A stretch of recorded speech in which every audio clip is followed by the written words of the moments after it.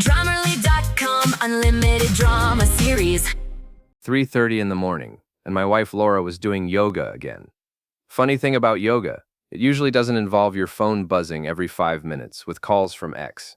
I stood in our kitchen, watching her through the window as she crept back from the garage, smoothing down her hair like she'd been doing something more strenuous than downward dog. The motion sensor light caught her guilty expression perfectly. "Jason, what are you doing up?" Laura's voice had that sharp edge it got when she was caught off guard. "Couldn't sleep. Thought I heard the garage door." I kept my tone casual, but my IT consultant brain was already cataloging inconsistencies. No yoga mat in sight, no sweat, lipstick refreshed. I was just getting some fresh air. You know how stuffy it gets upstairs. She moved past me toward the stairs, but her phone buzzed again. The screen lit up. Scott, your ex is pretty concerned about your breathing exercises," I said. Laura's face flushed. "Stop acting like my body belongs to you, Jason. I can do yoga whenever I want. So why does your ex keep calling you during your midnight sessions? You moonlighting as a therapist now?" She stormed upstairs without answering. I waited exactly 3 minutes, then followed quietly.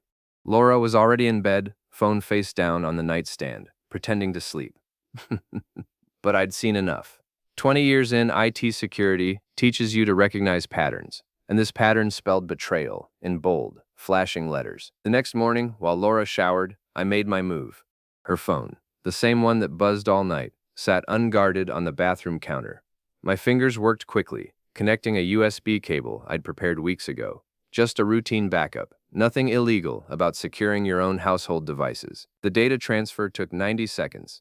90 seconds to download months of lies. I scrolled through the messages in my workshop, coffee growing cold as the ugly truth unfolded. Laura to Scott. "Jason's working late again. Come over at 11. Scott to Laura. "Your husband's so clueless. Does he really not know?" Laura to group chat with Tara and Aaron. "Jason thinks I'm at book club. Sam, if only he knew what I was really reading."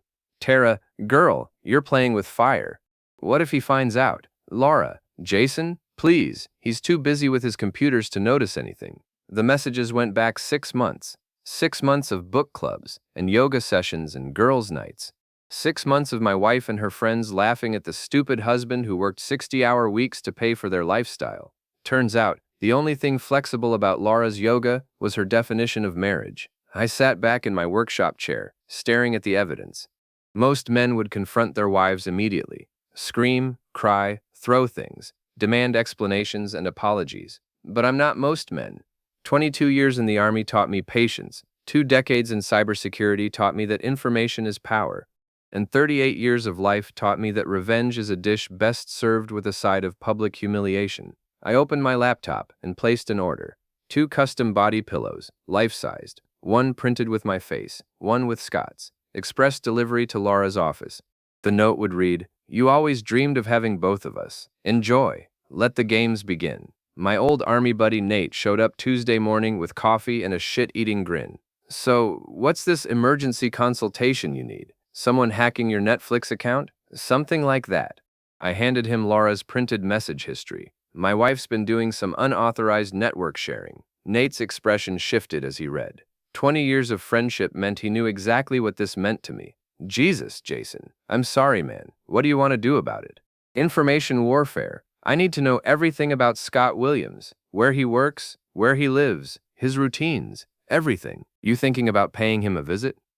"Nothing illegal. Just want to understand my opponent." I pulled up Scott's LinkedIn profile. Digital marketing consultant, lives downtown in one of those converted warehouse lofts, drives a red Tesla Model 3. Nate studied the photo. Looks like the kind of guy who uses hair product and calls it styling paste. Want me to do some recon? Already handled, but I could use backup for phase 2. That afternoon, I installed a security camera in my own garage, perfectly legal, my property, my right to monitor it. The camera had night vision and motion activation. If Laura was bringing her boyfriend to my house, I wanted documentation. I didn't have to wait long. Thursday night, Laura announced another book club meeting. I wished her luck with whatever she was reading and settled into my workshop with a beer and a live feed from the garage camera. At 10:47 p.m., Laura's Honda pulled in. At 10:52, a red Tesla followed. I watched Scott Williams climb out of his car like he owned the place. Tall, lean, wearing jeans that probably cost more than my monthly car payment. He had that casual confidence of a man who'd never been punched in the face. That was about to change. Not literally, I'm not stupid. But figuratively, Scott Williams was about to discover what happens when you mess with someone who spent 2 decades learning creative problem solving in hostile environments. The camera captured them embracing, kissing, whispering like teenagers. Laura led him toward the side door that connected to our basement rec room. My basement, my furniture, my marriage bed, apparently. I saved the footage and began planning. Friday morning, I followed Scott to his office building. He worked on the 15th floor of a glass tower downtown, the kind of place where people wore expensive suits and had meetings about meetings. I watched him park his Tesla in the same spot. Apparently, he had a routine. Saturday, I visited his building. The parking garage was semi-public, accessible to visitors during business hours. I left a note under his windshield wiper. Maybe you should get your own parking spot and your own wife. Nothing threatening, nothing illegal. Just a friendly suggestion from a concerned citizen. Sunday, Laura went to brunch with the girls. I followed her to Tara's apartment complex and watched her meet Scott in the parking lot. They drove together to a hotel 20 minutes away. I didn't follow them inside. I didn't need to see what happened next. But I did photograph his license plate and the hotel receipt he carelessly left on his dashboard when they returned. Mrs. O'Malley, our 73-year-old neighbor, was watering her flowers when I got home. Your wife's been keeping busy, she said without preamble. Mrs. O'Malley had lived on our street for 40 years and knew everyone's business. How's that? Lot of late-night visitors lately. That red car's been here 3 times this week, different from her usual book club friends. I nodded thoughtfully.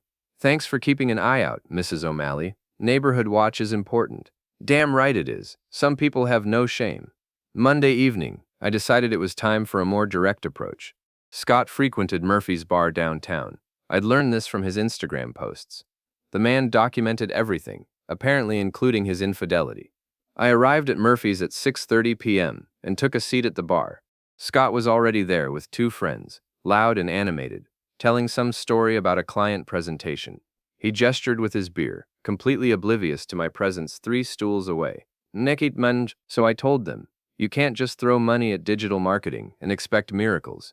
These corporate types have no vision, you know? His friends nodded along like he was dispensing wisdom from Mount Sinai. I waited until he went to the restroom, then followed. The bathroom was empty except for us. Scott Williams? I said casually. He looked up from the urinal, surprised. Yeah? Do I know you? Jason Fairburn, Laura's husband. The color drained from his face. To his credit, he didn't try to deny anything. But he also didn't apologize or show any shame, just fear. Look, man, I don't want any trouble. No trouble, I interrupted. Just wanted to meet the guy who's been helping my wife with her yoga. Heard you're very flexible. I stepped closer, not threatening, just conversational. Funny thing about flexibility, Scott. Push too hard, and things break, sometimes permanently. He zipped up quickly and moved toward the door. I didn't stop him. Careful on your way out, I called after him. Some stains don't come out. Like you. I returned to the bar and ordered another beer. Scott was gathering his friends, making excuses about early meetings and prior commitments. They left within 5 minutes. I smiled and raised my glass to their departing figures. Cheers. The body pillows arrived Wednesday morning, delivered directly to Laura's office at Meridian Tech Solutions. I'd paid extra for signature confirmation and a photo of delivery. Laura called me at 11:47 a.m., her voice shaking with rage. What the hell is wrong with you, Jason? I'm sorry, you'll have to be more specific. Are we talking about my choice in breakfast cereal or something else? You sent those things to my office. Everyone saw them. Things? I sent you a gift. 2 gifts, actually. Thought you might appreciate having both your favorite men close by during those long workdays. The silence stretched for 10 seconds. When Laura spoke again, her voice was ice cold. You're going to regret this. Probably, but not as much as you're going to regret underestimating me. She hung.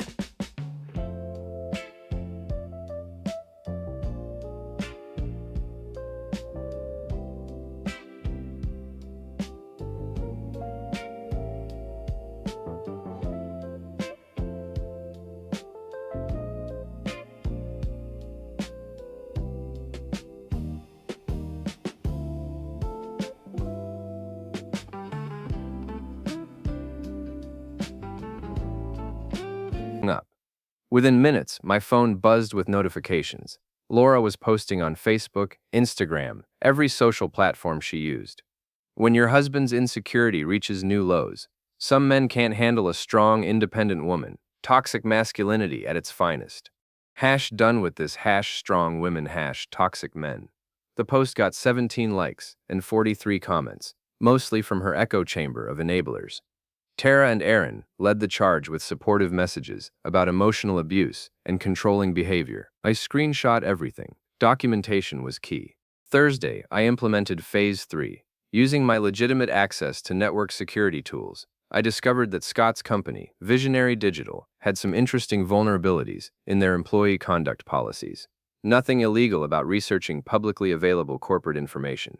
I crafted an anonymous email to Visionary's HR department. I feel compelled to report concerning behavior by one of your employees, Scott Williams. Mr. Williams has been engaging in an inappropriate relationship with a married client, using company resources and time for personal meetings. This reflects poorly on Visionary Digital's professional standards, documentation available upon request. I didn't send it immediately. Timing was everything. Friday night, Laura announced she was going out with Tara and Aaron. Girls need to stick together, she said pointedly. Have fun, I replied. Try not to do anything you'll regret. An hour after she left, I drove to Scott's building. The parking garage was nearly empty, just a few cars belonging to weekend workers. Scott's red Tesla sat in its usual spot.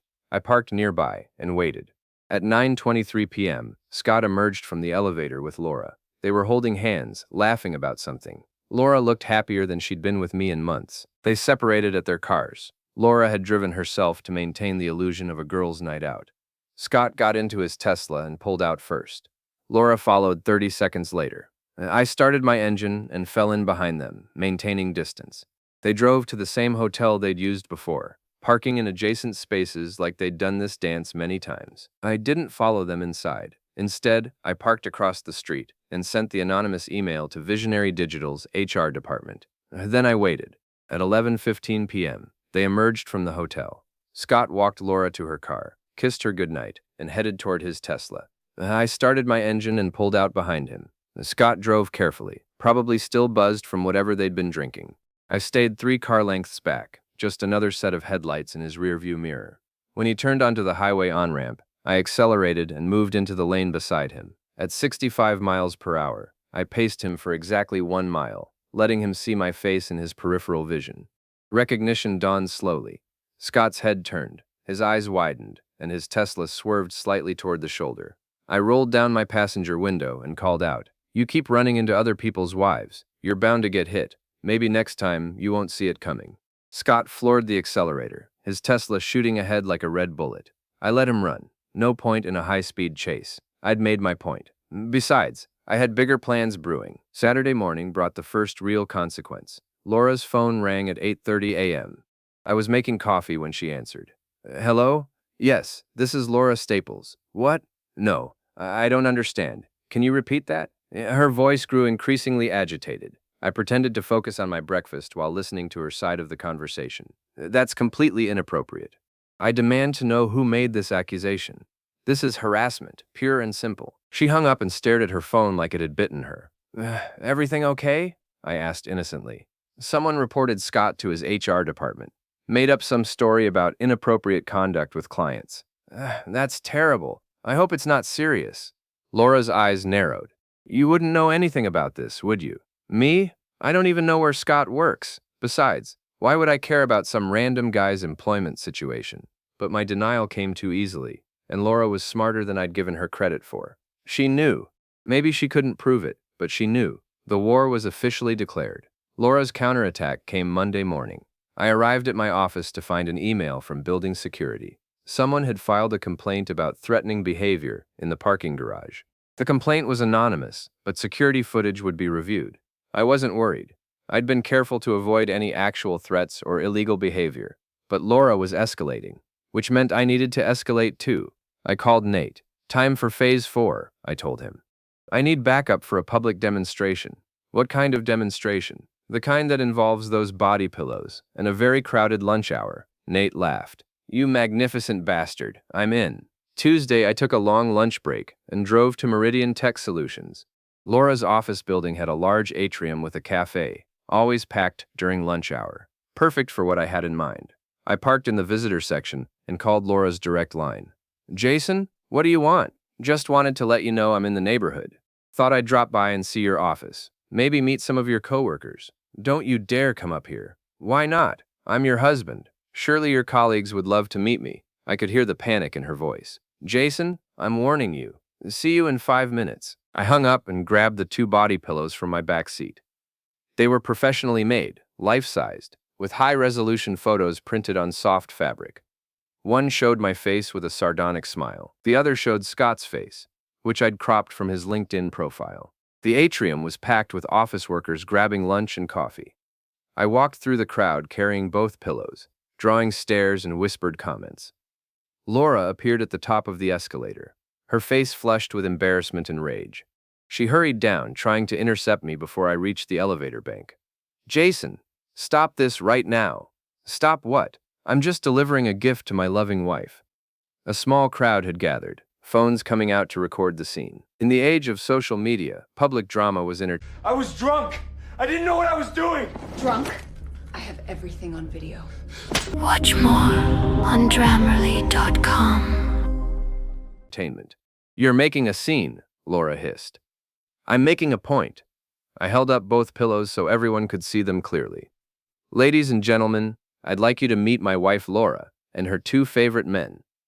Laura's coworkers had emerged from the elevators, drawn by the commotion. I recognized Tara and Aaron from Laura's Facebook photos. They looked mortified. This is harassment, Laura said loudly, playing to the crowd. My husband is having a mental breakdown. Mental breakdown? I laughed. Laura, I've never been more clear-headed in my life. In fact, I've been doing some reading lately. Did you know that yoga is supposed to improve flexibility and honesty? Seems like you only got half the benefits. Someone in the crowd snickered. Laura's face went pale. Here, I said, offering her both pillows. Since you clearly prefer having both of us around, now you can take us anywhere. Work, home, book club meetings, yoga sessions, wherever you need us. I set the pillows on a nearby table and walked away, leaving Laura standing there with 50 people staring at her and recording everything on their phones. By evening, the video had spread throughout Meridian Tech Solutions and beyond. Laura's public humiliation was complete. Or so I thought. Wednesday brought news that Scott had been placed on administrative leave pending an investigation into the anonymous complaint. His company took ethics violations seriously, especially when they involved potential client relationships. Thursday, Laura served me with a restraining order petition, claiming I was stalking and harassing her. The court date was set for the following week. Friday, I received a call from Detective Miles at the local police department. Mr. Fairburn, I'd like to speak with you about some allegations that have been made. What kind of allegations? Why don't you come down to the station? Nothing formal, just a conversation. I arrived at the police station with a folder full of documentation. Laura's text messages, the garage camera footage, timestamps and locations for all my activities. Detective Miles was a tired-looking man in his 50s who seemed more interested in resolving the situation than prosecuting anyone. Your wife claims you've been stalking her and her friend, he began. Her friend? I opened my folder. You mean Scott Williams, the man who's been having an affair with my wife in my own home? I showed him the evidence, the text messages, the camera footage, the hotel receipts. Detective Miles studied everything carefully. This is a domestic situation, he said finally. You're both adults, you're married, and as far as I can see, you haven't broken any laws. But this public confrontation stuff needs to stop. Understood. I'm not interested in breaking the law, Detective. I'm interested in justice. Justice and revenge aren't the same thing, Mr. Fairburn. No, I agreed. But sometimes they overlap. I left the police station with a warning but no charges. Laura's restraining order petition would likely fail. I had too much evidence of her own misconduct. But I wasn't done yet, not by a long shot. The final phase was about to begin. Saturday morning, I received a call from my lawyer. Laura had filed for divorce, citing irreconcilable differences and emotional abuse. She was asking for half of everything, plus alimony and child support. She's also claiming you've been threatening her and her associates, my lawyer said. Says you've been stalking them, interfering with their employment, and causing emotional distress. I have documentation that disputes those claims. Good. because her lawyer is pushing for an emergency hearing. They want a temporary restraining order, an immediate separation of assets. I hung up and called Nate. Time for the final phase. Are you ready? Born ready. What do you need? Remember that audio recording equipment you used for surveillance work? I need to borrow it. Jason, be careful. Recording people without consent can be tricky legally. Don't worry, I know exactly what I'm doing. Sunday evening, I implemented the trap. Using a prepaid phone, I sent Scott a text message. Laura's husband knows everything. Meet me at Murphy's bar at 9 p.m. We need to talk. I arrived at Murphy's at 8:45 p.m. and took a table in the back corner. The recording device was hidden in my jacket pocket, legally activated since I was a party to any conversation that would occur. Scott arrived at 9:10 p.m., looking nervous and agitated. He spotted me immediately and approached cautiously. You wanted to talk? He said, sliding into the opposite chair. I wanted to give you a chance to explain yourself before this gets ugly. Scott's confidence returned slightly. Look, Jason, I know this is awkward, but Laura and we have something real. She's not happy in your marriage. She hasn't been for years. You decided to help her work through those feelings? She deserves better than what you've given her. She's an amazing woman, smart, ambitious, passionate. You treat her like a roommate. I nodded thoughtfully. And what about my daughters? How does your real relationship affect them? Kids are resilient. They'll adapt. Besides, Laura says you're barely involved in their lives anyway. The recording device captured every word. Scott was digging his own grave with each sentence. What's your end game here, Scott? You think Laura's going to leave me and ride off into the sunset with you? I think Laura's going to do what makes her happy, and that's not staying married to someone who doesn't appreciate her. Interesting perspective. What does Tara think about all this? Scott looked confused. Tara, Laura's friend, the one who's been helping coordinate your meetings. She must have opinions about your relationship. Tara thinks Laura should follow her heart. And Erin, she's been pretty supportive too, from what I understand. Yeah, Erin gets it. She's been through a similar situation. I leaned forward. So you've discussed this with multiple people? Laura's friends, coworkers, probably others. This isn't just a private matter between you and my wife. Laura needed support. This hasn't been easy for her. I'm sure it hasn't. Lying to your husband for 6 months while sleeping with another man in his own home. That must be exhausting. Scott's face flushed. It wasn't supposed to happen like this. How was it supposed to happen, Scott? Laura was going to tell you. She just needed time to figure out how. 6 months wasn't enough time? She was protecting you, and the kids. She didn't want to hurt anyone unnecessarily. I almost laughed. So she was cheating on me to protect me? You don't understand the situation. I understand perfectly. I stood up. I understand that you're a coward who pursued a married woman, convinced her to betray her family, and now you're trying to justify it as some kind of noble romance. Scott stood too, his voice rising. Laura doesn't love you anymore, Jason. She loves me. Deal with it. We'll see about that. I left Murphy's bar with everything I needed. Scott had confessed to the affair, admitted to coordinating with Laura's friends, and revealed their long-term plans to destroy my marriage. All captured in crystal-clear audio. Monday morning, I sent copies of the recording to my lawyer, along with all the other evidence I'd gathered. Then I sent a copy to Visionary Digital's HR department, with a note explaining that their employee had been using company time and resources for personal matters. Tuesday, I received a call from Tara. Jason, this is Tara, Laura's friend. We need to talk. About what? About stopping this insanity before it goes too far. We met at a coffee shop near her office. Tara looked tired and stressed, nothing like the confident woman from Laura's social media posts. Laura's falling apart, she said without preamble. She's barely sleeping, she can't focus at work, and she's talking about doing something drastic. What kind of drastic? She wants to claim you threatened her. File assault charges, get you arrested. She thinks if you're in jail, she'll have time to regroup. I pulled out my phone and started recording. Are you saying Laura wants to file false charges against me? Tara realized her mistake immediately. No, that's not what I meant. That's exactly what you meant. You're telling me that my wife plans to commit perjury and file false police reports. Turn that off, Tara demanded. No, keep talking. This is fascinating. Erin has it all planned out. She knows someone who works at the prosecutor's office. They think they can make the charges stick long enough to give Laura an advantage in the divorce. And you're okay with sending an innocent man to jail? Tara's composure cracked. You're not innocent, Jason. You've been stalking Laura and Scott, harassing them, interfering with their relationship. Their relationship? You mean their affair, the one that's been going on in my house, with my wife, while my children sleep upstairs. Laura deserves to be happy. Laura deserves to face the consequences of her choices. I stopped recording and stood up. Tell Laura and Aaron that I have this conversation on tape. Tell them that if they file false charges against me, I'll make sure every word gets played in court.